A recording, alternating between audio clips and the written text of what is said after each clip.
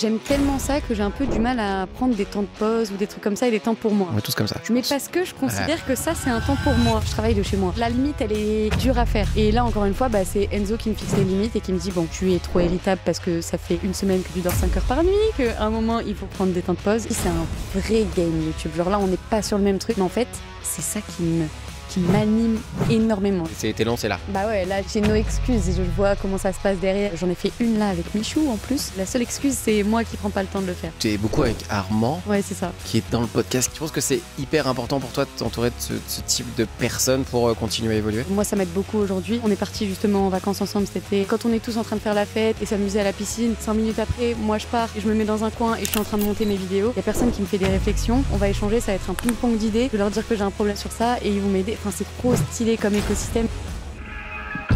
Bienvenue sur le podcast High Value Entrepreneur, je suis Roger. Les entrepreneurs cool et performants dont tu penses qu'ils n'ont pas besoin d'aide et qui parfois sont dans mon podcast sont ceux que j'accompagne. Ce podcast est produit par Tête de Tigre, l'agence de podcast, audio et vidéo. Si tu veux des histoires et des invités encore plus dingues, abonne-toi, commente et partage ce podcast. Bon visionnage et bonne écoute. Je vais commencer en t'appelant, je dis Roro. Allez. Est-ce qu'on dit le vrai prénom? Est-ce que je t'appelle Roro pendant le podcast? Tu peux faire comme tu veux. Roro, le vrai prénom. Le vrai prénom? Tumba. Allez, restons sur Roro. Parce qu'en fait, on devrait... Je balance un secret maintenant tout de suite sur ce podcast. Mon surnom secret qui ne va forcément plus être secret à partir d'aujourd'hui, c'est Roro. Donc forcément, quand j'ai vu Roro Cuisto, voilà. je me suis dit... Ça y est, ce surnom ne m'appartient plus officiellement. Bonne nouvelle, je suis pas aussi bon cuistot que toi. Ok. Et aussi bon créateur de contenu et qui arrive autant à fédérer les gens autour du concept de la cuisine et de la création de contenu. Avant qu'on aille là-dessus, j'ai pas l'habitude de présenter les invités. Donc on va rentrer directement avec une question qui va nous permettre soit de te découvrir, soit de te redécouvrir pour toutes les personnes qui te suivent aujourd'hui. Avec cette question que je pose à absolument tout le monde, qui est quelle est l'anomalie de ton parcours que tu aurais aimé éviter et qui finalement se révèle être un super avantage ou un super atout dans ta vie d'entrepreneur ou d'entrepreneuse, de femme, tout court. Raconte-nous tout. Ok, alors j'ai une réponse. Bon, je pense que pas forcément éviter, mais le fait que je sache pas cuisiner. Alors ça va paraître bizarre que Roro Cuisto ait dit ça, mais de base, je sais pas du tout, mais pas du tout cuisiner. Et en fait, c'est ça qui a fait que j'ai créé Roro Cuisto. Donc c'est ça qui a créé mon parcours d'aujourd'hui et de là où j'en suis. Parce que ton vrai prénom, c'est quoi? Allez, vas-y, dis-nous. C'est Aurore. Aurore. Aujourd'hui, Aurore, la cuisine, ça représente quoi pour toi? Ça représente ce que je fais tous les jours. Alors, je m'appelle Roro Cuisto juste parce que Cuisto, ça rime avec Roro, qu'on se le dise. Je suis pas une grande chef cuistot, mais voilà. Et juste, j'ai appris à cuisiner. J'aime beaucoup cuisiner. Je trouve ça très important de se faire à manger et de bien cuisiner. Donc voilà.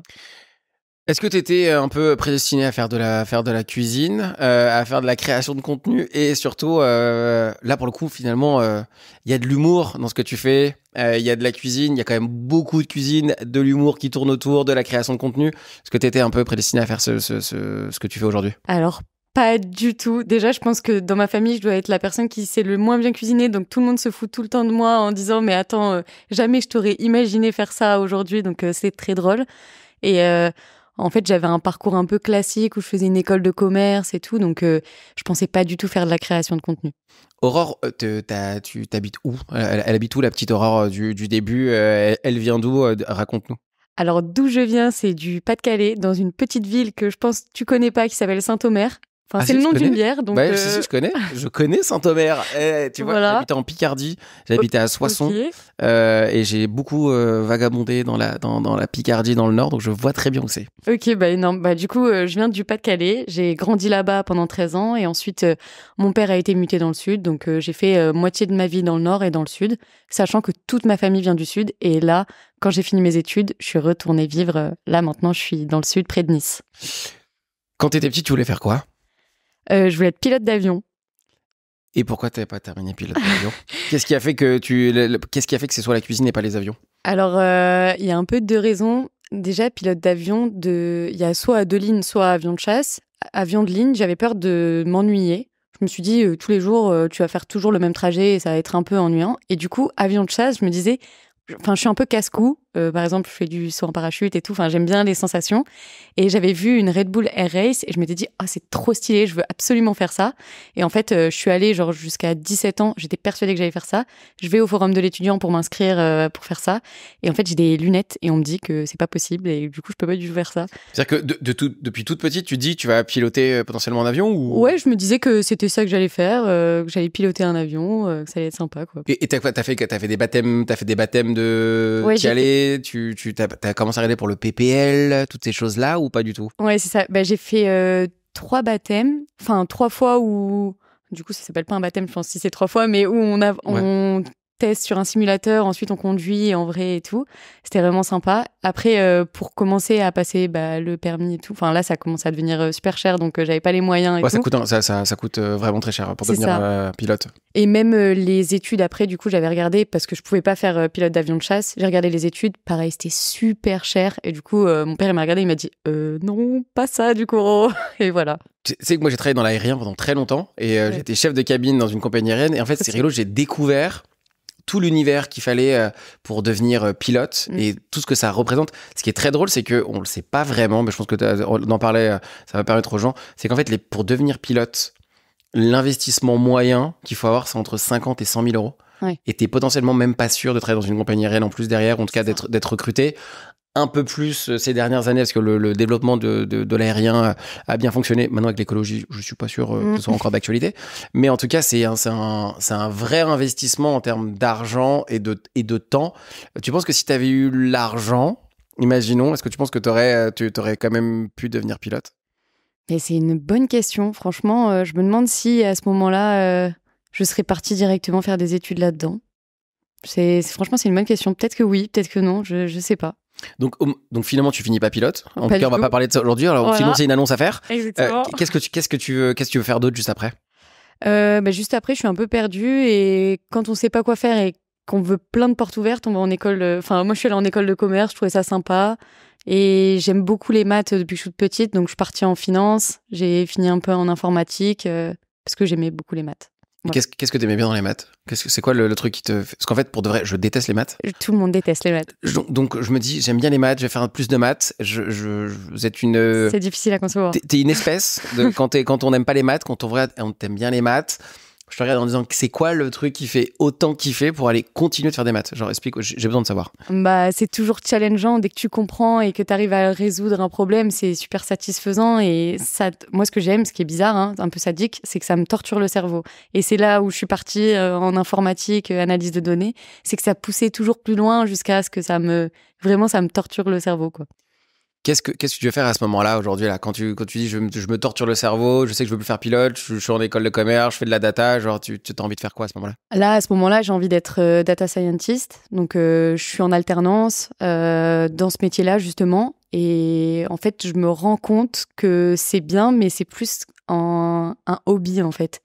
Je suis arrivée vers ce parcours-là et je me suis dit, mais c'est trop cool, je suis enfin dans un endroit où je me sens à l'aise, j'ai l'impression d'utiliser mes capacités au maximum. Et en fait, une fois que j'arrive là, je me dis, en fait, c'est bien, mais je me vois pas du tout faire ça de ma vie. Tu peux me dire qu'est-ce que c'est data scientist? En fait, c'est, moi, ce que je faisais à ce moment-là, c'est, on prend plein de données et on crée des algorithmes pour prédire l'avenir avec ces données. Moi, c'était ce que je faisais. Et qu'est-ce qui fait que tu limites presque parce qu'en fait, pour de vrai, là, c'est la data, c'est un job aujourd'hui, actuellement. Genre, je pense que tu fais ça, tu as cette compétence-là. Potentiellement, là, actuellement, t'es pas en galère pour trouver ne serait-ce que du travail ou pour être consultant ou pour quoi que ce soit. Là, tu te dis, toi, en fait, je vais pas y aller. Pourquoi? Genre, qu'est-ce qui fait que tu vas pas? En fait, je m'ennuie. Vraiment, je m'ennuie. Pendant 2-3 mois, je trouve ça amusant et je m'ennuie. Mais ça m'a fait ça sur plein de petits métiers parce que, pas de métier, mais j'ai fait beaucoup de stages parce qu'en école de commerce, tous les ans, on fait des stages. Et à chaque fois, j'aime bien pendant 1-2 mois le temps de s'habituer. Et une fois que je m'habitue au métier, je trouve ça un peu ennuyant. Je trouve que c'est super redondant, qu'on fait tout le temps la même chose et voilà, c'est pas super stimulant. C'est quoi le truc le plus chiant que t'as fait dans ce travail-là? Bah, en vrai, le code, quand on l'écrit, on se torture tout le temps à trouver des petites erreurs, on le lance et puis enfin, franchement, je sais pas. Ouais, c'est peut-être ça. Le code aujourd'hui, ça te sert dans ce que tu fais? En tout cas, toute cette partie-là que tu as apprise et qui un peu justement collecter de la data, transformer la data en prédiction d'avenir. Forcément, aujourd'hui, on va dire sur les réseaux, on va y aller, mais je pense que ça a dû grave te servir. Ou ça me servira toujours en vrai de savoir faire ça et même rien que de savoir lire les données et les traiter, c'est super important. Ça me servira pour tout. Là, j'ai tout le temps des données, moi avec Roro Custo, donc ouais, ça me servit. À quel moment tu continues là-dedans? Alors, tu continues pas là-dedans, parce que sinon tu serais pilote et data scientist. Exactement. Qu'est-ce qui se passe ensuite? Du coup, c'est pendant cette année-là où je suis alternance en data science, donc il y a 1 an et demi, que je commence à apprendre à cuisiner parce que je suis plus chez mes parents et je suis vraiment une catastrophe. Je fais tout cramer, vraiment. Même Attends, faut que tu nous racontes ça. Comment ça se passe? C'est-à-dire que des pâtes, des œufs, des pâtes, je les fais mal cuire. Et je me dis, c'est pas moi le problème, c'est la température ou enfin le temps qui a marqué sur le paquet des pâtes qui est le problème. C'est pas moi. Vraiment, j'étais dans le déni et que des trucs comme ça et tout. Mais je me dis, en vrai, je vais pas manger déjà dehors, ça coûte trop cher, et je vais pas manger tout le temps la même chose, tous des trucs super simples. Je commence à apprendre, je regarde sur les réseaux. En vrai, ça paraît super simple quand on voit sur les réseaux. Je me dis, allez, je vais refaire et tout. Puis une erreur, une autre, j'apprends, mes grands-parents m'apprennent, enfin tout le monde m'apprend. Et je commence à aimer. Et de là, je montre ce que je fais à mes amis via Snapchat. Il y a une fonctionnalité de montage vidéo. J'aime trop le montage vidéo depuis que j'ai toute petite. Donc, je leur montre en mode « Roro Custo a fait ci, Roro Custo a fait ci, nanana ». Et ils me disent « Ah, mais c'est trop stylé, il faut que tu te lances sur les réseaux ». Et de là, je me suis lancée. En fait, donc, pendant que je suis en alternance en data science. Là, t'as quel âge? Là, j'ai 24 ans. Tout ça, ça a commencé quand t'avais... 22 ans. Donc, c'est hyper récent. C'est hyper récent. Avant qu'on aille sur cette partie-là, parce qu'il va y avoir plein de choses à dire, on va peut-être faire un petit flashback. Quand on est parents et tes parents disent notre fille va potentiellement devenir pilote, mais finalement ça se fait pas. Ouais. Elle fait l'école de commerce, peut-être elle va devenir très dans la data. Et finalement ça se fait pas. Ouais. Tes parents, qu'est-ce qu'ils te disent à ce moment-là? Vous avez des discussions, ils te posent des questions, ils s'inquiètent, comment ça se passe? En vrai, j'ai de la chance là-dessus. Mes parents, ils se sont jamais inquiétés pour moi. Ils sont toujours confiants sur le fait que ça va aller, que je suis débrouillarde, je suis travailleuse, et qu'il n'y a pas de souci, ça va bien se passer. À chaque fois, ils me suivent et ils sont à fond dans ce que je fais, donc c'est trop cool. En école de commerce, ils voient que je suis un peu perdue et tout, mais bon, c'est pas grave. À la fin de l'école de commerce, je suis en finance, je suis en private equity à Monaco. J'ai une offre d'emploi qui est très, très, très généreuse, que je refuse parce que je ne suis pas heureuse. Alors là, il y a mon grand-père, il m'en parle encore aujourd'hui, il me dit « Mais comment c'est possible ?» et tout, machin, juste parce que moi, j'avais pas envie de faire ça et tout. Attends, je vais te couper. Est-ce que tu peux me dire le montant ou pas du tout? Ouais, c'était 110 000 à l'année alors que j'avais fait 4 ans d'études. Ouais, et il y a 2 ans de ça? Ouais. Ouais, donc t'es hyper jeune. Je suis super jeune et mon grand-père, il débloque complètement. En plus, c'est dans le sud, je suis à côté d'eux et tout. Enfin, il me dit, mais ouais, c'est un truc de ouf et tout. Et moi, je lui dis juste, ouais, mais c'est cool, mais t'as pas de vie. Quand en finance, en private equity, t'as pas du tout de vie. Tu commences super tôt le matin, tu finis super tard le soir, tu travailles le week-end et moi, je préférais genre gagner moins, mais être plus heureuse et voilà. C'était quoi le job? Quand tu t'aurais pas de vie, t'aurais fait quoi? J'étais data analyst, je crois, quand j'étais là-bas. Ouais, il me semble que c'était ça. C'était vraiment un truc... Là, moi, quand j'y étais, j'étais en stage. On me proposait la suite de ça, que j'avais pas encore fait, mais c'était vraiment quelque chose de simple. Enfin, moi, je trouvais que c'était très... n'importe qui aurait pu le faire. En fait, t'as une logique mathématique qui fait que pour toi, c'est hyper facile à appréhender, on va dire. C'est-à-dire que pour toi, c'était... peut-être pour le commun des mortels, je pense que moi, on me met là-dedans, je suis en burn-out en 1 millième de seconde quand je vois la quantité de choses. Toi, tu t'es dit, bon, en fait, c'est facile à appréhender. Ouais. En fait, pour de vrai, tout le monde peut potentiellement le faire. Ouais, c'est ça. C'est vraiment un roulement. C'est tout le temps la même chose. Et je trouvais que ça demandait pas forcément de beaucoup réfléchir. Bon, après, je pense pas. Je pense que dans certains cas, ça commence à demander. Mais moi, j'étais en stage, donc c'était très simple ce que je faisais. C'est tout le temps la même chose. C'est-à-dire que c'est quoi une journée type, par exemple? Genre, tu serais arrivé le matin, t'aurais fait quoi? À peu près, tu sais? Bah, en fait, eux, ils cherchaient des fonds d'investissement qui avaient qui investissaient dans un certain type d'entreprise et tout. Et en fait, moi, il fallait juste que je recherche tous les fonds d'investissement qu'il y a en Europe par catégorie et que je dise, ah bah, ceux-là, ils peuvent vous intéresser, ceux-là, non, pourquoi? Et c'est tout. Enfin, je trouvais ça super simple. Tu sais que c'est un taf hyper. C'est que cette compétence, c'est une compétence très, très, très recherchée et qui demande énormément d'analyse. C'est rigolo quand t'en parles avec une simplicité. Genre, c'est comme si là, je viens de faire une petite partie de pétanque. Tout tranquille, Parce que vraiment, je trouvais que c'était comme ça. C'était. Voilà.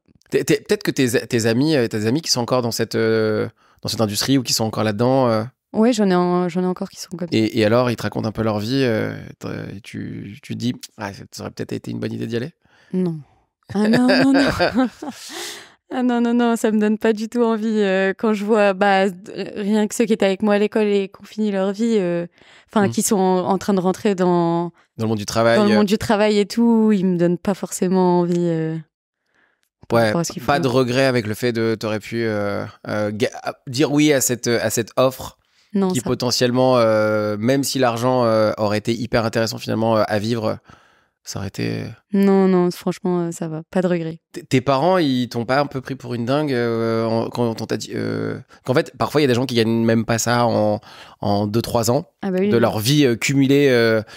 Tes parents, même mes parents, tout simplement. Ouais. Mes parents, ils gagnent pas du tout ça. Donc, ils étaient en mode, bon, ok, en vrai, c'est Aurore, on la connaît et elle sait ce qu'elle veut et on ne panique pas et c'est normal. Il y a juste mon grand-père qui me fait trop rire et qui me le rappelle tout le temps, mais c'est tout. C'est-à-dire qu'ils ont même pas essayé un peu de te forcer en te disant ce pas serait du tout. Quand même pas déconnant. Non. Tu vois. Après, je l'ai rassuré en leur disant que la personne qui gérait cette entreprise, il me kiffait trop et il m'envoie encore des messages de temps en temps et j'étais en mode vous inquiétez pas, il est là au cas où, il y a pas de souci. Aujourd'hui, je refuse, mais ne vous inquiétez pas. Enfin, du coup, c'était bon, ok.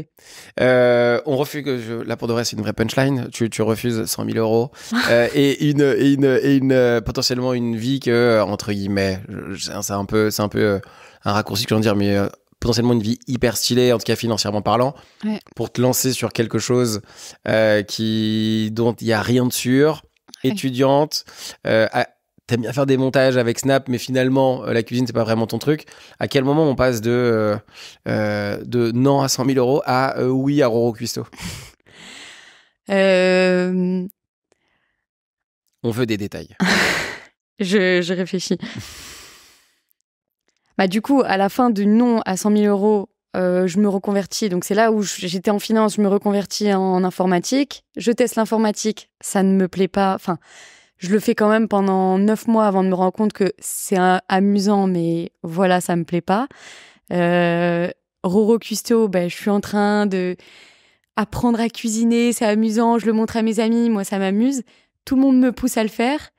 À côté de ça, il y a mon copain qui découvre TikTok qui me dit je sens que c'est stylé TikTok, je vais peut-être me lancer et tout. Et moi, en fait, ça fait des années que j'avais trop envie de me lancer sur les réseaux, mais il y a un frein quand même à se lancer parce qu'il y a tout le monde qui nous voit et tout machin.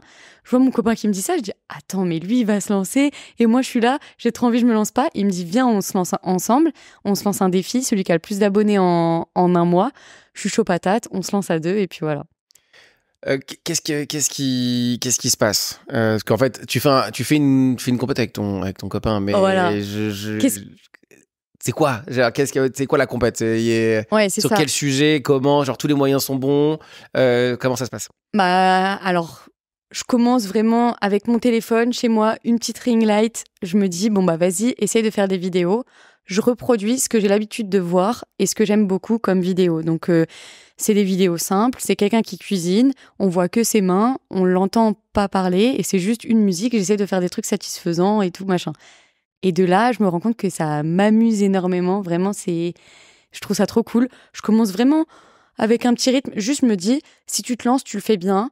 Parce que ça va pas être juste tu vas publier une vidéo, tu vas bien être régulière, ensuite tu vas t'arrêter, reprendre et tout. Donc, je m'étais dit donne-toi 3-4 mois où vraiment tu fais les choses bien et tu vois comment ça marche. Et en fait, assez rapidement, je me rends compte qu'il y a une petite communauté qui me suit, et qui est intéressée, qui aime bien ce que je fais. J'ai beaucoup de chance parce que j'ai tout mon entourage, dès qu'ils voient, qu'ils sont en mode « Ah, c'est trop cool ce que tu fais », qui me donnent de la force et tout. Mes frères et sœurs, à Noël, donc je commence en début décembre, à Noël, ils m'achètent un tablier avec écrit Roro Cuisto, genre pour me soutenir en mode « Vas-y, continue, je suis là, je continue, j'ai mon petit tablier ». Enfin, vraiment, c'est trop bien. Ton copain, à ce moment-là, il fait de la cuisine aussi? Pas du tout. Lui, il donne des conseils pour les étudiants et entrepreneurial. Donc vraiment, genre, rien à voir. Donc, compète sur 2 domaines totalement différents? Ouais, voilà, c'est juste compète à la cool, quoi. Genre, cette compétition, qui est-ce qui la gagne? Alors, lui, mais de loin, je pense qu'au bout d'un mois, j'avais même pas 1000 abonnés. Il en avait 100 000. Ah ouais, donc ça allait hyper vite. Ouais, voilà. Genre, à ce moment-là, toi, tu te dis quoi? Tu te dis, bon, il a gagné le jeu. Ouais, voilà. Est-ce que ça vaut le coup de continuer cette compétition? Ah bah oui, bah en vrai, moi, je le faisais pas tant pour la compète. C'est juste, la compète a fait qu'on s'est lancé. Mais en vrai, au bout d'un mois, je pense que j'y pensais même plus. Et j'étais juste en mode, oh, c'est trop cool, je m'amuse trop, j'aime trop regarder, j'aime trop voir les réactions. J'adore le montage vidéo. Enfin, je suis juste en mode, bon, allez, go, je continue et voilà. Et en fait, c'est rigolo parce que t'aimes bien le montage, mais tu fais de la cuisine, mais t'es toujours pas une hyper bonne cuistot, je suppose, en tout cas. Donc, t'es en train de grandir en même temps que sur les réseaux, que tu crées ton contenu et que tu deviens meilleur en termes de cuisine. Ouais, c'est exactement ça. Je pense qu'il y a même des recettes où je les fais et je suis en train d'apprendre en même temps. Je fais un peu des boulettes pendant que j'apprends. Enfin, vraiment, j'apprends en même temps que les réseaux sociaux, les deux en même temps. Et les gens sont courants que tu sais pas cuisiner ou ça se passe comment? Est-ce qu'on sait que Roro Cuisto, au début, c'est quelqu'un qui essaye de cuisiner et qui devient meilleur au fur et à mesure, ou genre ça se passe comment? Bah, c'est ce que j'essaye de montrer. Après, c'est plus difficile à ce moment-là de le montrer. Je le dis, enfin, vraiment comme moi-même tous les jours. Moi, je sais pas cuisiner. Après, est-ce qu'ils s'en rendent compte, pas en rendent compte? Je pense qu'aujourd'hui, oui, ils le savent que vraiment, je cuisine à la cool, des recettes très simples. Et s'ils veulent vraiment aller chercher des trucs de chef et tout, c'est pas pour ça qu'on vient me regarder, en tout cas. Donc, je pense que les gens arrivent à s'en rendre. Bah, en fait, ce qui est très drôle, parce que moi, ça fait quand même quelques temps que je te suis, parce que pour de vrai, pas pour la cuisine, parce que tu me fais beaucoup rire, et qu'il t'as des mimiques qui sont... T'es excessivement drôle. Ah, pour de vrai, cool. quand on te suit, on passe un bon moment. J'ai dit à ma femme que... qui suit des trucs de cuisine. Je fais, mais j'ai Roro Cuisto sur le podcast, tu vois, elle est très drôle. Elle me fait Roro Cuisto. Hop, elle me fait, je la suis depuis maintenant quelques semaines, depuis qu'on a commencé. Elle me fait, mais elle est trop marrante, elle est trop drôle, elle a fait plein de trucs, c'est hyper intéressant. T'as réussi à accumuler plusieurs talents qui sont de faire la cuisine, faire de l'humour, et en plus de la création de contenu.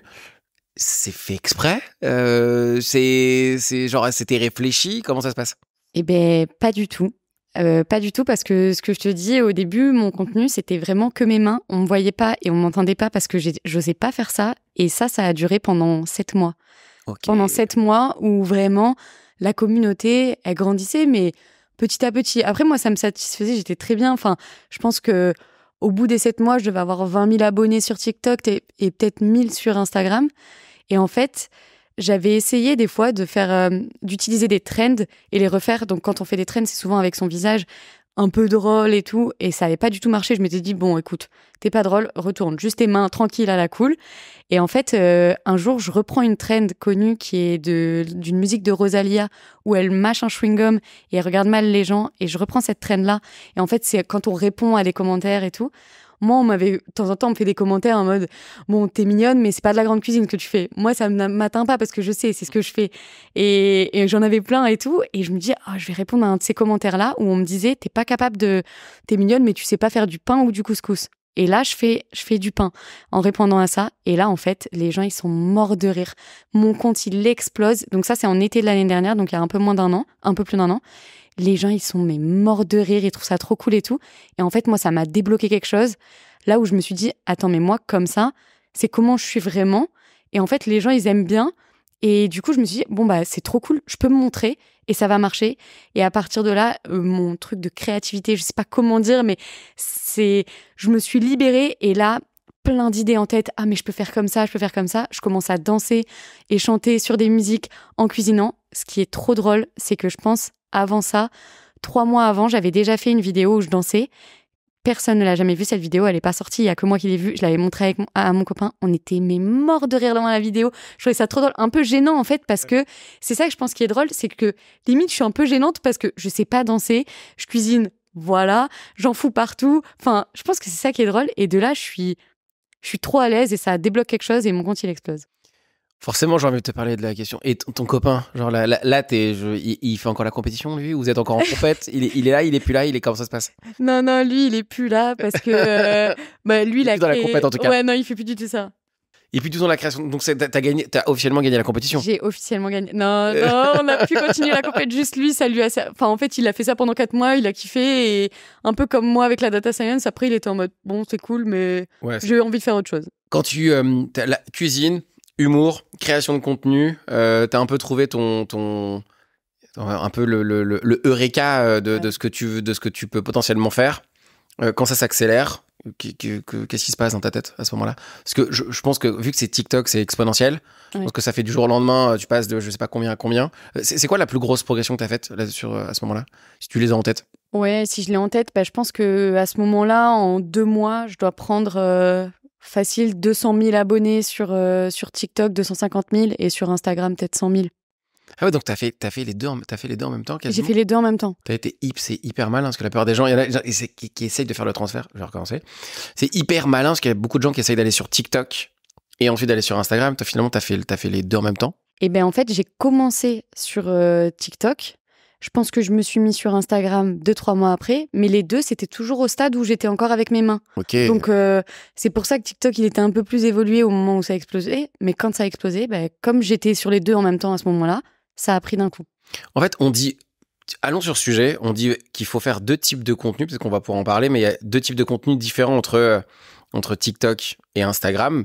Est-ce que t'es d'accord avec cette manière de voir les choses? Alors, je pense que dans les faits, c'est vrai que c'est pas la même chose, mais moi, c'est pas du tout ce que j'ai fait. Et justement, c'était mon frein à aller sur Instagram parce que je commençais à faire des choses plus jolies, je voulais faire des posts photos et tout, et ça me prenait plus de temps. Et je me disais, bon, je préfère TikTok parce que je me prends moins la tête. Et un jour, je me suis dit, en fait, tu t'en fous, mets la même chose sur les deux et tu vas voir comment ça prend. Et en fait, ça a grossi comme ça. Et aujourd'hui, c'est toujours ce que je fais. Je mets la même chose sur les deux réseaux.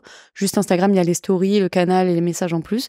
Mais voilà, je mets la même chose et ça marche très bien. Et je pense que c'est pas les mêmes communautés, pas les mêmes personnes. Enfin voilà. Donc en fait, c'est la même manière de communiquer. Le spirit reste le même. Oui.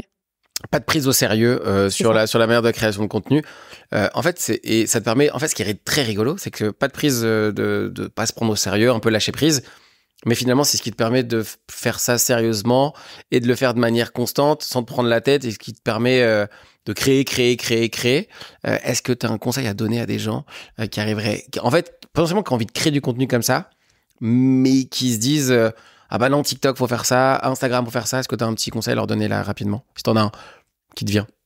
Alors, dans tous les cas, oui, il y a des codes pour percer sur les réseaux sociaux. Ça, il n'y a pas de secret. Enfin, genre, tu peux pas arriver en faisant... Bon, si, il y en a quand même qui arrivent et qui font absolument n'importe quoi ou des vidéos à la cool comme ça et ça marche. Tu l'as vu, la nana là qui danse, qui faisait, je sais pas, la petite nana qui danse et tout le monde reprenait ses vidéos. Juste, elle danse sur une chanson, elle changé de vêtements, je crois. Ah. Et elle a fait des millions et des millions de vues, des milliers de gens qui kiffent.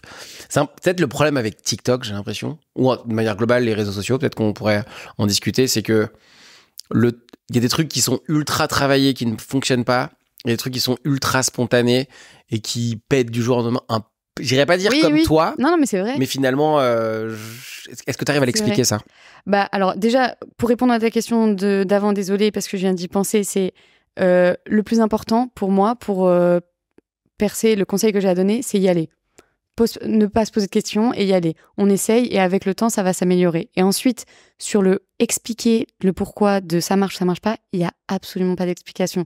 Vraiment, même moi, des fois, je fais des contenus, je suis là, je mets tout mon amour, plein de trucs et tout, et ça va pas bien marcher, alors qu'il y en a d'autres où vraiment, je suis là, la vidéo, elle m'a pris 30 secondes à faire et ça va faire le million de vues et il n'y a pas forcément d'explication.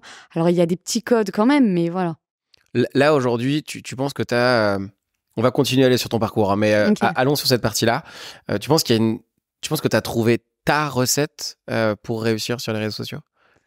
Ouais, je pense que c'est à ce moment-là que j'ai trouvé mon petit truc. C'est ce qui est en fait, on te le dit souvent, mais ce qui est important, c'est d'incarner ton contenu. Et donc, à partir du moment où moi, j'ai commencé à l'incarner et à toucher la petite touche personnelle, les gens, ils s'attachent à moi, à qui je suis. Et en vrai, moi, juste la folie, c'est qui je suis. Donc, c'est à la cool. Si je peux juste être folle et que les gens, ils kiffent ça et ça les fait rire. Mais alors là, ça, c'est un bonheur d'entendre que les gens me disent que je les fais rire. Je suis là en mode, trop cool. Et la cuisine, j'aime bien ça aussi. Donc, allez, vraiment, c'est un petit combo gagnant. Là, aujourd'hui, t'as la cuisine. Est-ce que tu t'es amélioré en cuisine? Est-ce que, Oui. est-ce que Roro Cuisto est en train de devenir un excellent cuistot? J'ai l'impression que c'est une interrogation en mode t'es sûr, tu t'es bien. Oui, non, je me suis améliorée vraiment. Je suis toujours pas une chef cuistot, mais Ouais. j'apprends. Alors, je continue de me blesser, de me brûler. Pas plus tard que la semaine dernière, je me suis encore brûlée. Donc, je fais et tout, j'apprends. Et puis, je fais des erreurs. J'appelle ma grand-mère, je lui dis mais c'est bizarre, là, c'est liquide, alors que c'est censé être pas du tout comme ça. Elle me dit ah bah oui, c'est pas ça. Enfin, voilà. Et j'apprends toujours, mais je me suis améliorée. Est-ce que ça te donne envie de devenir une véritable cuistot, une véritable, quand je dis cuistot, on utilise ce terme-là, mais personne qui performe dans la cuisine, que les réseaux sociaux, on dirait que t'as un peu craqué le code. Et comme je pense que t'es quelqu'un qui se lasse vite, ou en tout cas que quand elle comprend les concepts, forcément on se dit, bon, allez, craquage du code, allons voir où est-ce qu'on peut aller. La cuisine, j'ai l'impression que c'est un code qui va être, pour le coup, complexe à craquer, pas dans le sens où c'est difficile, dans le sens où potentiellement ça s'arrête jamais. Il y a pas de, il y a pas de fin au jeu de la cuisine. Est-ce que ça te donne envie de devenir meilleur dans la cuisine et d'aller peut-être craquer le code de la cuisine?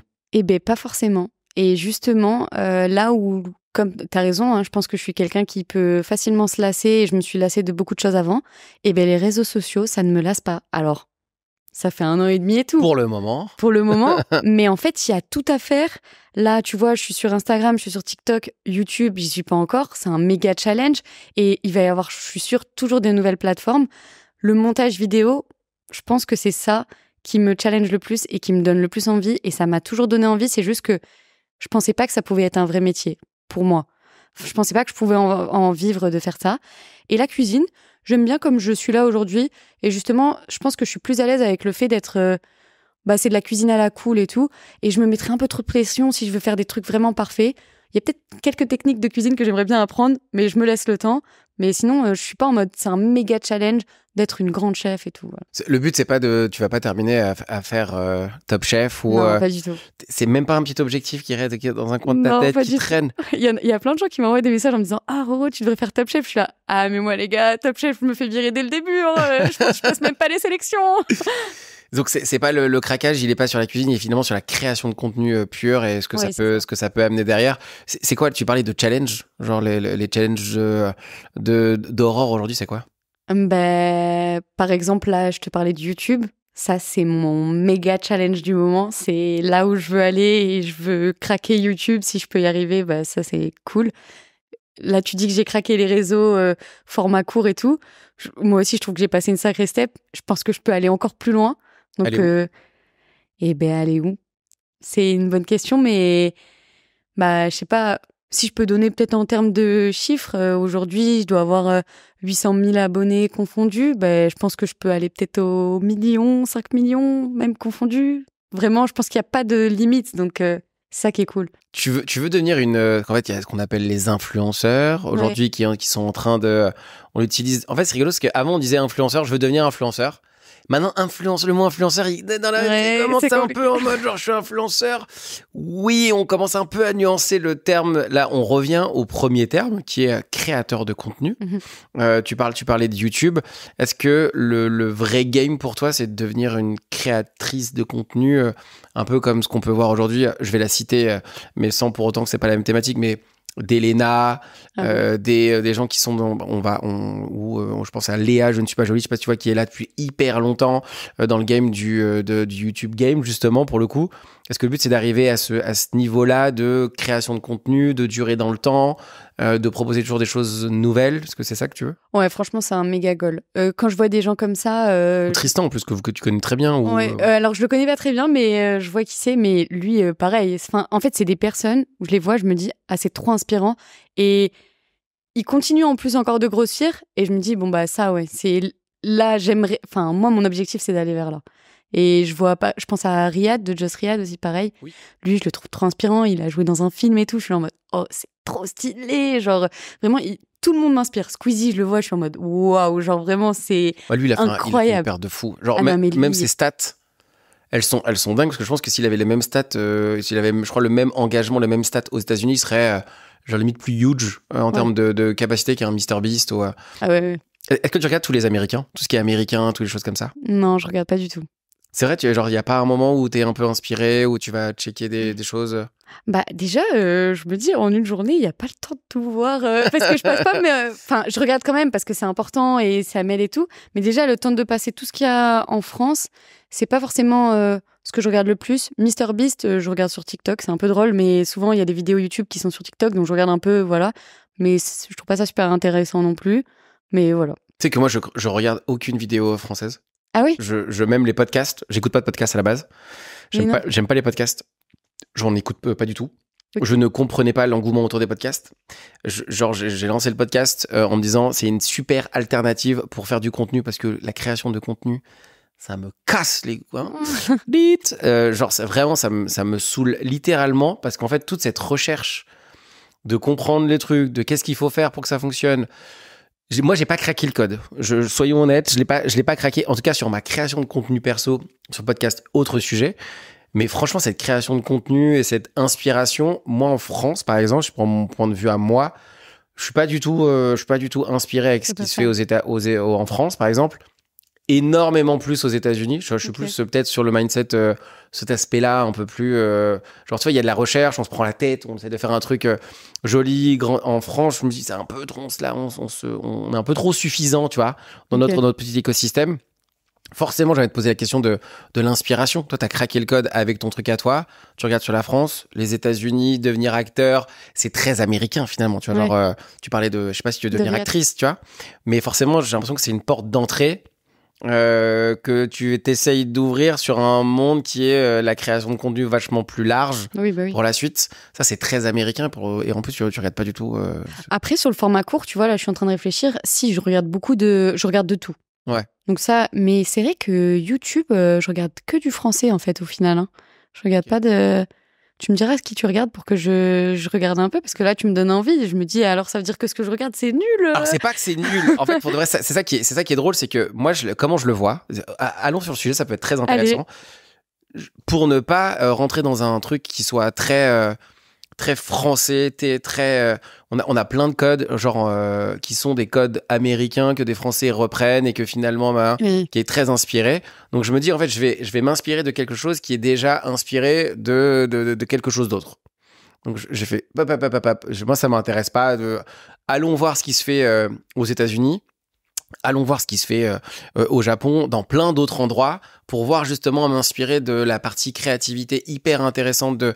Pour le podcast, je me suis amusé à regarder ce qui se passe aux États-Unis. Je vais aller voir les mangas, je vais voir les films, je vais voir tout ce qu'il y a tout autour de ce qu'on peut créer. Et je me dis, allez, essayons de créer quelque chose qui est le plus sur ce que moi j'ai envie. Bien évidemment, je m'inspire de choses. À la base, je suis danseur, donc le mimétisme, tu vois. Oui.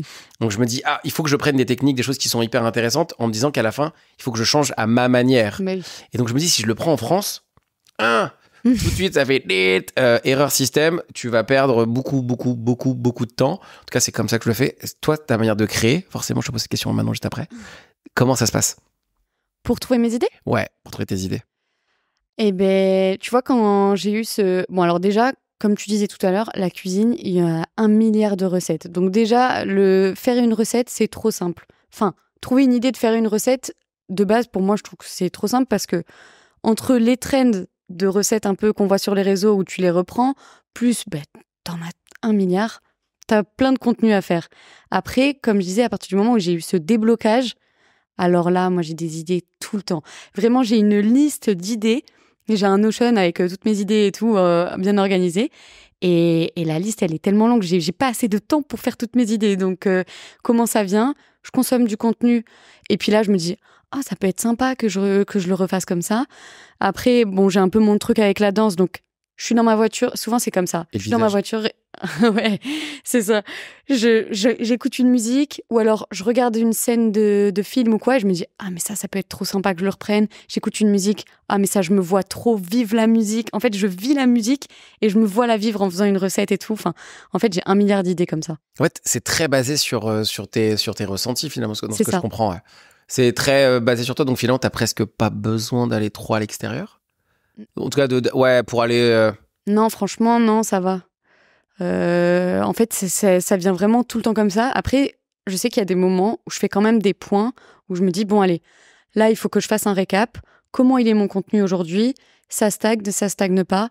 Pourquoi? Qu'est-ce que j'écoute beaucoup les commentaires des gens et tout. Qu'est-ce qui manque? Qu'est-ce qu'il faut faire? Et puis là, je fais un peu un brief. Voilà. Bon bah, il faut que j'aille vers ce type de contenu. Qu'est-ce qui me plaît? Il faut que j'essaye des concepts. Constamment, j'essaye de nouveaux concepts. Dès que je vois que ça marche, alors là, je le refais plein de fois avec plein d'autres idées, et jusqu'à ce que les gens soient épuisés. Et ensuite, je refais. Ah ouais, donc il y a quand même une gymnastique, il y a quand même un mécanisme que toi, Oui. genre tu fais. C'est pas genre hop, génial, allons faire un truc. En fait, Non. t'analyses aussi énormément. C'est ton côté data scientist. Je pense qu'il doit venir à ce moment-là. Là, ça y est, entre guillemets, t'as craqué le code, ça se passe bien, tu te sens bien, t'es un peu aligné. Les gens autour de toi, en fait, tu passes de Aurore qui sait pas cuisiner à Roro Cuisto. Forcément, le regard des gens, potentiellement de sa famille, de ses amis, ça change. Moi, je travaille avec des gens qui ont énormément de visibilité, c'est forcément un sujet, donc je sais ce qui peut se passer. Est-ce que tu peux nous parler de toi, de comment tu vis le fait de passer total inconnu à 800 000 abonnés de manière cumulée sur tous tes réseaux sociaux? Alors, ma famille, c'est cool parce que, bon, déjà, j'ai de la chance parce que c'est, franchement, quand on va sur les réseaux sociaux, souvent, un peu les parents et tout, ils sont en mode, t'es mignonne, mais c'est bizarre ce que tu fais, ou, enfin, ils soutiennent pas forcément. Là, comme je disais tout à l'heure, tout le monde m'a soutenue, mon entourage, tout le monde est à fond, tout le monde trouve ça cool, donc en vrai, c'est sympa. Une fois que ça commence à marcher, c'est encore plus cool. J'ai de la chance, mon grand-père, dès le début, je lui ai montré ce que je faisais, il réalisait direct le travail qu'il y avait derrière une vidéo. Et comme j'en publie beaucoup, il me disait ouais, mais direct, il comprenait le travail qu'il y avait derrière. Donc là, je me disais c'est sympa. Après, l'entourage, bah c'est sûr que alors déjà, je me suis déjà fait reconnaître dans la rue, donc ça c'est drôle. Je suis très gênée et je deviens toute rouge quand on me reconnaît et qu'on me dit ah Roro Custo et tout machin. Mais bon, après je suis à la cool et tout. Donc ça c'est drôle. Et après je dirais entourage, j'ai pas forcément vu de changement, ça va. Je pense que j'ai de la chance. J'ai Ouais, trop cool. pas beaucoup, enfin j'ai pas énormément d'amis où j'aurais pu peut-être voir la différence et tout. Donc mes amis proches, bah ils l'ont vécu avec moi, ils m'ont soutenue depuis le début et du coup j'ai pas vécu de changement. T'as pas les remarques de t'as changé, elle a changé, Aurore, depuis qu'elle est sur les réseaux sociaux. Non, bah en fait j'avais ces remarques-là un tout petit peu avant de me commencer sur les réseaux sociaux parce que je m'étais mise à être plus. En fait, je suis passée de une Aurore très très fêtarde, vraiment qui fait la fête tout le temps, alcool, machin, nanana, et qui bossait pas de ouf à l'école, à une Roro qui a eu un petit déclic et qui s'est mise au sport, qui s'est mise à travailler. Donc là, oui, je sais qu'à ce moment-là, j'ai eu mon entourage qui s'est dit « Ah ouais, tu sors plus, il y a pas que le travail dans la vie, machin, nanana. » Mais depuis, ça... Enfin, ce déclic, c'était déjà fait à ce moment-là. Tu penses que tu feras ce job toute ta vie? C'est une bonne question. Alors, je pense pendant encore longtemps, là, au moins, je pense, un bon 10 ans. Après, des fois, je me dis, est-ce que le jour où j'ai des enfants, je voudrais encore faire ça? Peut-être ce sera différent. Mais en vrai, là, je m'éclate tellement que peut-être pas toute ma vie, mais au moins 10-20 ans, ouais, franchement, allez. Imaginons que ça continue. Tu penses que tu vas aller jusqu'à où?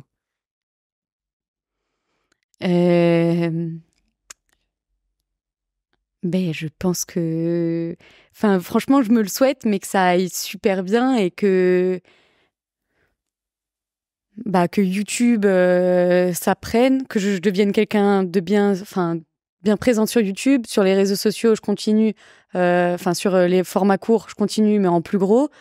Vraiment, le rêve, l'objectif. Moi, je kifferais avoir, par exemple, un restaurant physique ou des trucs comme ça. Là, je parlais de Riyad tout à l'heure. Moi, le film, je trouve ça incroyable, impressionnant. Donc, peut-être aller vers ça. Donc, ça, c'est vraiment les objectifs au loin terme. Mais voilà. C'est-à-dire que la création de contenu, comme je disais tout à l'heure, finalement, c'est le premier step pour la suite. Tu dois faire des films. Forcément, t'es drôle. J'ai envie de poser la question. Est-ce que tu dois faire des films dans l'humour ou de la création de contenu sur cet aspect-là ou la cuisine toujours? Alors, pas forcément. J'ai pas forcément envie de tout le temps rester dans la cuisine. Toujours un petit clin d'œil si je peux, parce que j'aime bien. Film de rôle, pourquoi pas. Après, moi, franchement, je me trouve pas forcément super drôle. Donc, ça me fait rire quand les gens ils me disent que je les fais rire et tout. Mais, ou même un film avec quelque chose derrière, enfin, qui raconte une vraie histoire et tout. Pas juste un film bateau. Enfin, ouais, après, je dis film, mais ça peut être tout. J'aimerais trop, voilà, un restaurant, j'aimerais trop. Ou alors, créer ma marque de quelque chose, je sais pas. Enfin, ouais, ça, j'aimerais trop. Tu vis aujourd'hui pleinement de ton activité. Ouais. 24 ans, 2 ans, 2, 3 ans plus tard, c'est ton job à plein temps. Comment ça se passe à 24 ans quand on vit des réseaux sociaux et de la création de contenu? Comment ça se passe?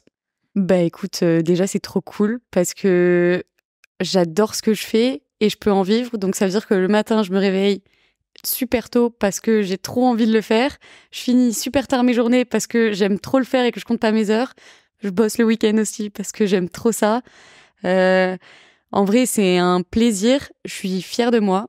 Vraiment, je suis fière de là où j'en suis parce que je pense que c'est un objectif que je pensais même pas atteignable là aujourd'hui où j'en suis. Et maintenant, j'ai encore d'autres objectifs qui vont encore plus loin, donc c'est trop bien. J'ai ma petite sœur qui bosse avec moi. Donc, c'est trop bien. Je suis encore plus fière parce que, bah, du coup, je fais travailler ma petite sœur. Genre, elle aime trop. Elle est très heureuse. Enfin, du coup, voilà. Elle fait quoi? Elle t'aide à faire quoi, ta petite sœur? Elle m'aide sur le montage vidéo. Ah ouais.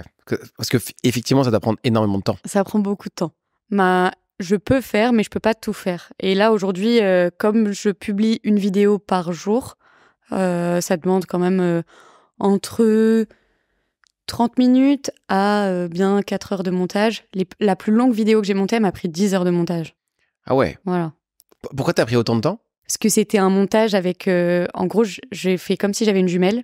Et du coup, c'était moi et moi-même. Donc, il y avait tout en double. Il fallait que ça s'accorde bien. Et c'était la première fois que je faisais ça. Il y avait un genre d'effets spéciaux au début, enfin, au milieu pour pas qu'on se voit et tout machin. Et puis, j'ai dû beaucoup apprendre et tout. En fait, vraiment, ça me passionne. Donc, regarder des vidéos YouTube pour apprendre ça, j'aime trop. Donc, voilà. Forcément, là, t'es devenu entrepreneur dans la création de contenu. Même si t'es créateur de contenu, il y a quand même une grosse partie entrepreneur. Comment ça se passe pour... Là, t'as embauché ta sœur, mais finalement, il y a d'autres personnes qui t'aident sur les sujets? Est-ce que le fait parce que là, tu gagnes de l'argent, donc on est entreprise, il faut un comptable. Comment tu gères tout ça? Oui, c'est ça. Bah, alors, ça vient un peu au fil du temps, cet aspect entrepreneurial. Déjà, dès qu'on commence à avoir des partenariats, en fait, c'est des entreprises, des grosses entreprises qui viennent pour travailler avec nous. Il faut être sérieux. Ils ont des attentes. On signe un contrat. Donc, dès que ça commence comme ça devient important. Et là, en fait, on se professionnalise direct. Si on veut faire les choses bien et que ensuite, ils reviennent nous voir et tout. Aujourd'hui, donc, il y a ma petite sœur et à mon copain qui m'aident énormément. Donc, lui, il a commencé à m'aider, je pense, l'année dernière, à un moment où il a vu que ma boîte mail, c'était compliqué. Il s'est dit, oula, Aurore, tu gères comment? Il y a plein de mails en attente, il y a plein d'offres que t'arrives pas à gérer parce que j'arrivais pas à tout faire. Et il s'est dit, bon, attends, je vais t'aider. Donc, à ce moment-là, lui, il m'a aidé et en fait, il m'aide depuis le début énormément sur tout. En fait, c'est mon associé, clairement. Là, il y a ma petite sœur qui m'a rejoint. Aujourd'hui, je cherche encore à agrandir l'équipe. Là, j'ai fait un gros état des lieux sur toutes mes tâches, vers où je veux aller, combien de temps ça me prend, combien de temps, du coup, je peux pas faire dans une journée et tout. Donc, qui il faut que j'embauche. Donc là, je cherche des personnes avec moi. Je pense que d'ici là, peut-être que tu auras trouvé, je te le souhaite, mais tu cherches quel type de personne? Donc là, je cherche une personne pour m'aider sur YouTube. Dans le montage vidéo. Après, il y a plein de petites tâches, la miniature, tout ça. Je cherche quelqu'un pour m'aider. J'ai une newsletter toutes les semaines pour m'aider là-dessus. Je cherche aussi quelqu'un plus comme un assistant qui là m'aidera sur vraiment plein de petites tâches que j'ai tous les jours qui me prennent du temps un peu ou quelqu'un d'autre pourrait le faire, comme par exemple, bah là je viens à Paris, il faut s'occuper de réserver l'hôtel, l'avion, tout ça. Il y a des petites factures, des trucs comme ça.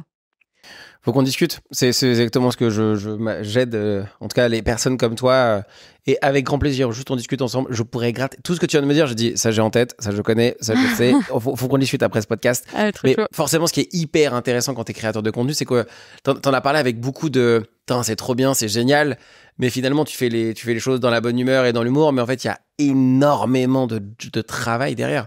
Ouais. Tu le vis avec un sourire éclatant et de la bonne humeur. Mais c'est pour ça que je vais aussi sur cet aspect entrepreneurial. Pour de vrai, t'es pleinement entrepreneur. Est-ce que cette vie d'entrepreneur, tu la kiffes? Ah, mais je l'adore. Et je pense que c'était un rêve. Et c'est pour ça que je te dis que là, je suis fière de moi et que je pensais pas en arriver là. Parce que, outre, tu vois, je te disais, pilote d'avion et tout, depuis que je suis petite, je suis toujours, les businesswoman et tout, c'est un peu, je vois dans les films, je me dis, ah, mais ça, c'est trop la classe, chef d'entreprise et tout. Et là, en fait, je me suis rendu compte que mis bout à bout, à force, là, oui, comme tu dis, je suis entrepreneuse et genre, c'est mon entreprise et pour la faire grandir, faut être bien structuré et tout. Comme tu disais, tu parles de l'argent, j'ai un expert comptable qui m'aide à gérer tout ça. On apprend au fur et à mesure. On signe des contrats, faut apprendre, il y a un avocat. Enfin, non, c'est trop bien. Ouais, tu t'es hyper bien entouré finalement, rapidement. Et oui, j'ai eu de la chance de ça. C'est le plus important en vrai. C'est ça qui fait tout. Là, aujourd'hui, si tu devais donner un conseil à quelqu'un qui se lance là-dedans, là, tu donnerais quel conseil? Qui a commencé un peu et que ça commence à prendre. Il commence à voir que ça commence à prendre. Et généralement, alors je vais donner un exemple que moi j'ai beaucoup. Les gens qui commencent à créer la création de contenu, ils tombent vite dans le piège de, en fait, je suis indispensable, je dois faire tout moi-même parce que jusqu'à présent, j'ai toujours fait tout moi-même. Et si c'est quelqu'un d'autre qui le fait, ce sera jamais aussi bien que si c'est moi qui le fais. Ouais. Et c'est le truc qui revient tout le temps. Donc, ce qui veut dire que les problématiques qu'ils ont, c'est quoi? Pas possibilité de prendre de vacances, d'être constamment esclave de leur création de contenu, de potentiellement plus y mettre de temps à le faire, potentiellement plus ça devient complexe de réaliser ce qu'ils ont fait, donc forcément quelqu'un qui le fait, ça prend du temps, c'est jamais fait parfaitement, donc forcément ils se disent que personne ne peut le faire aussi bien que moi. Ça ils le savent pas encore. Ils le font au début. Toi, j'ai l'impression que tu as eu la lucidité de te dire pop. Je vais le déléguer, en tout cas je vais essayer de le déléguer rapidement. Parce que franchement, en l'espace de 2 ans, c'est très rapide. Les gens qui font ça au bout de 5-6 ans, pour de vrai. Vidéo YouTube, montage YouTube, tout ça, ça met très... Imagine que tu dois donner un conseil, tu donnerais lequel? Alors, cette personne que tu viens de décrire, j'ai été totalement cette personne. C'est juste que ça a été plus rapide. Mais moi aussi, j'ai été dans le... Alors, comme je disais, moi, le montage vidéo, c'est mon truc préféré. Donc, déléguer ça, mais comment ça m'a fait mal au cœur. Et même encore aujourd'hui, c'est dur parce que c'est ce que j'aime le plus. Mais comme tu dis, en fait, on a toujours l'impression que tout ce que je vais faire, il y a que moi qui le fera super bien et tout. Et il y a un moment où il faut se dire, si je peux donner un conseil, alors t'es pas indispensable et tout le monde peut faire la même chose que toi. Le seul truc qu'un créateur, il y a que toi qui peut faire, c'est être devant la caméra. Ça, il y a que moi qui pourrais être devant la caméra et personne d'autre. Mais tout le reste, on peut m'aider à le faire. L'IA est en train de remettre ça en cause. Oui. L'IA est en train de dire, possiblement, ça peut être quelqu'un d'autre qui arrive. Exactement. Et... Ah, pardon. Vas-y. Et j'allais dire, le truc que j'ai fait, qui a fait que je l'ai pas fait en 5 ans, mais que je l'ai fait en 2 ans de délégué, et là, pour le coup, c'est mon copain. Donc, c'est Enzo. Je vais donner un nom parce qu'on dit tout le temps. Donc, c'est Enzo qui m'a dit, alors là, Aurore, j'étais à la limite, pas du burn-out parce que c'est un grand mot, mais je suis arrivée à un moment où genre mon corps il m'a envoyé un peu des signaux de là je fais trop de choses et je suis trop stressée, j'ai trop la pression et tout. Il m'a dit bon écoute, on prend, qu'est-ce que tu fais aujourd'hui, qu'est-ce qu'on peut déléguer, il y a plein de choses que tu fais qui sont pas indispensables que ce soit toi qui le fasses et ainsi de suite. Alors j'ai commencé à prendre quelqu'un pour le montage, ça m'a saoulée, la personne elle le faisait pas bien, mais en fait quand on prend quelqu'un, il faut aussi se dire c'est pas juste on prend quelqu'un, c'est il faut le vouloir et il va falloir bien sûr la personne au début elle va pas faire elle va pas arriver et ce sera pas parfait, c'est normal. Il faut lui donner une chance, il faut lui expliquer, il faut lui dire voilà, c'est ça que j'attends et faire des retours et faire des retours et faire des retours et tu vois que ça s'améliore et que la personne elle arrive de plus en plus et moi ma petite sœur aujourd'hui quand elle monte, j'ai l'impression que c'est moi qui monte. Vraiment je la vois, je me dis ouah, c'est incroyable, enfin voilà. On va aller sur le sujet de l'IA. J'avais pas forcément en tête l'IA dans notre discussion. Allez. Mais forcément, l'IA est un sujet qui arrive sur les créateurs de contenu, sur le montage vidéo, très très fort. Toi, t'as quelle vision ou t'as quel avis sur ce qui est en train d'arriver avec l'IA? Alors, j'essaye de l'utiliser le plus possible. Je pense que je suis pas encore au top et que j'ai encore beaucoup de choses à apprendre. Mais par exemple, quand tu fais une vidéo, ça te fait télégendre automatique et tout. Enfin, en fait, c'est incroyable. Le montage vidéo, il devient tellement plus facile grâce à ça. C'est des outils qui sont vraiment... Faut les utiliser. Faut pas juste se dire « Ouh là là, c'est bizarre, ça va faire mon job à ma place ». Non, non, non, faut l'utiliser. Et alors, ça peut rendre la vie tellement plus facile. Pour des idées, j'ai déjà demandé à... ChatGPT, exactement. Je lui ai déjà demandé... je cherche une idée de recette, par exemple, pour la newsletter ou des trucs comme ça, où j'ai déjà juste essayé de le challenger un peu, voir qu'est-ce qu'il pourrait me proposer comme création de contenu ou des trucs comme ça. Et faut essayer de le prendre. Pour les miniatures de YouTube, je parlais tout à l'heure, il y en a plein, ils utilisent juste une IA pour le faire. Et ensuite, ils collent leur tête dessus. Ouais, mais c'est dans la création de contenu, on a eu un invité qui s'appelle, je sais pas quand sortira ce podcast, donc je vais pas spoil. on a eu un invité qui nous a parlé de réseaux sociaux, réseaux sociaux, intelligence artificielle et tout ce qui va autour de ça. Waouh. Ah ouais. Waouh. Okay. Waouh. Genre vraiment waouh ça fait peur. Parce que vraiment pour le coup, toi genre t'as adoré le montage vidéo. Il est possible que le montage vidéo, tu n'en fasses plus beaucoup. Okay. tellement ça arrive. Donc c'est obligé. Ça peut être hyper intéressant d'en discuter ensemble, juste pour dire que pour voir aussi, est-ce que toi déjà dans ta logique, est-ce qu'on l'intègre, est-ce que tu l'intègres, est-ce que c'est une data que tu prends en compte pour ta création de contenu, parce que forcément la création de contenu que tu fais aujourd'hui, avec l'IA et ce qui s'est passé jusqu'à présent, on peut même pas savoir potentiellement ce qui va se passer et comment ça va évoluer. J'avais trop envie de savoir, est-ce que tu le prends en compte ou pas pour la suite? En tout cas, est-ce que tu vas le prendre en compte dans ta création de contenu plus pour la suite? Oui, complètement.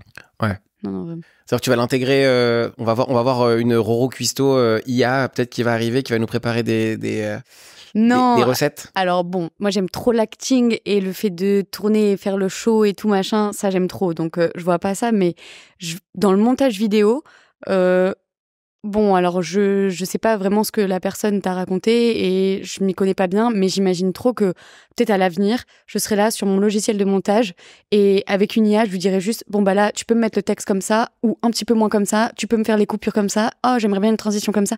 Si il y a une IA qui me fait ça, mais attends, c'est trop stylé. Pourquoi j'utiliserais? Elle existe déjà. OK. Elle existe déjà. OK, voilà, tu vois, elle existe déjà. Donc je me dis, si aujourd'hui elle fait ça, demain elle fera quoi? Demain, tu mets un épisode de podcast. Il te fait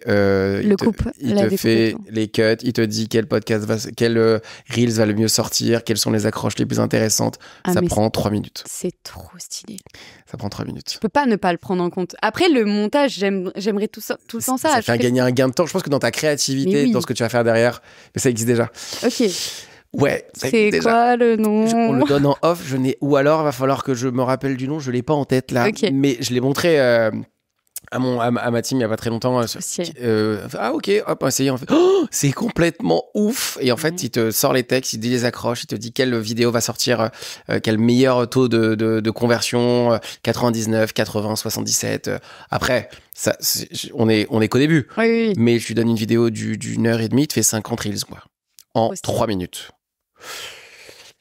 Voilà.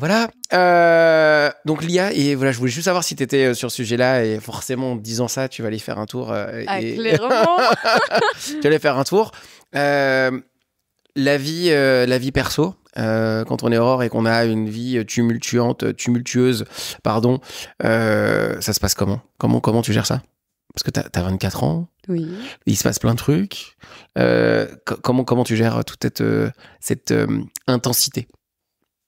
Je la gère. Je sais pas si c'est bien ou pas, mais non, moi ma vie perso, elle est cool, tout se passe bien. Je sais pas. Je sais que j'aime tellement ça que j'ai un peu du mal à prendre des temps de pause ou des trucs comme ça et des temps pour moi. On est tous comme ça.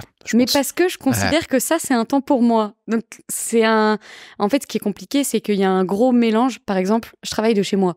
Donc, mon travail, c'est chez moi. Donc, la limite, elle est dure à faire.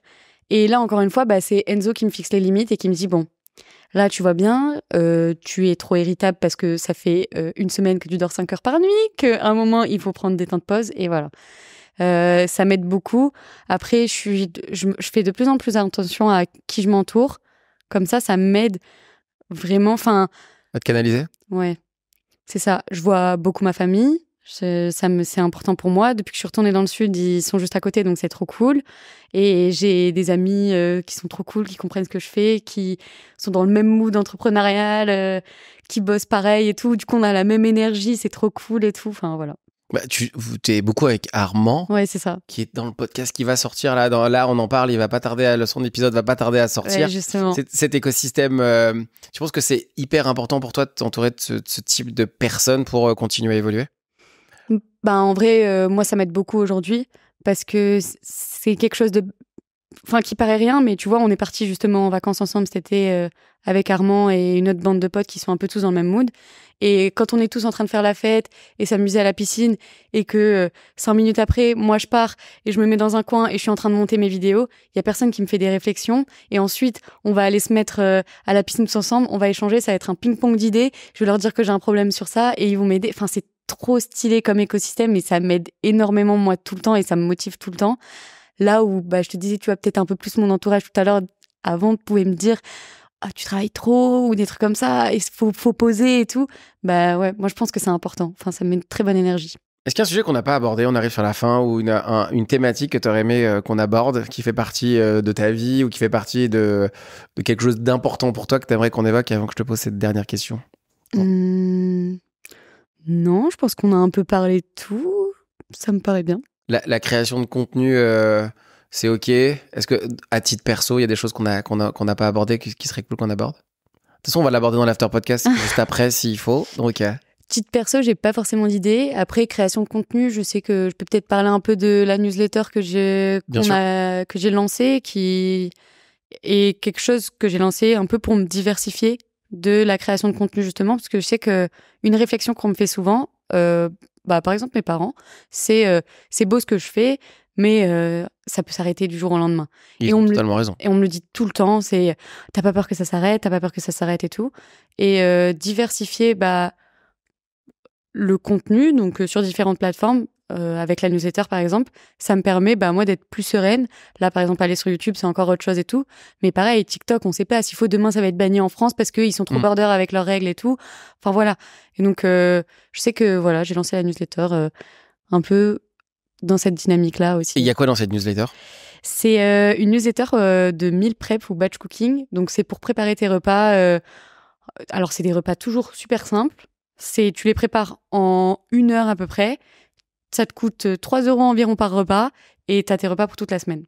C'est-à-dire que si je vais dans la newsletter, j'ai plus besoin de réfléchir à... C'est exactement ça. L'idée, c'est pour les personnes qui n'ont pas trop envie de se prendre la tête.